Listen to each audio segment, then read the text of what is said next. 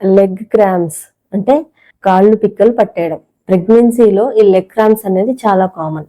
So అది ఎందుకు వస్తాయంటే హార్మోనల్ డిస్టర్బెన్స్, హార్మోనల్ చేంజెస్ వల్ల వస్తాయి.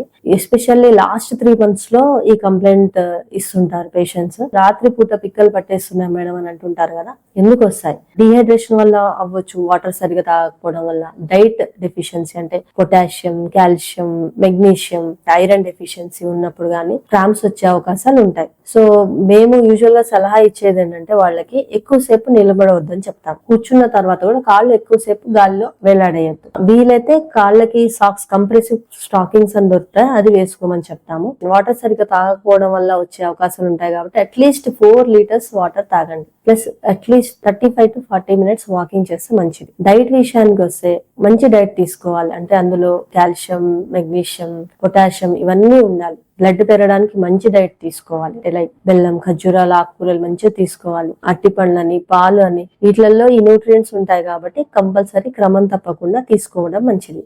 విటమిన్ డి లోపం వల్ల కూడా ఈ కాళ్ళ పిక్కల యొక్క నొప్పులు వచ్చే అవకాశం ఉంది. ఎర్లీ మార్నింగ్ నీరెండ అంటారు, ఆ ఎండలో ఉండమని చెప్తాము vitamin D. And vitamin D supplements కూడా వాడొచ్చు.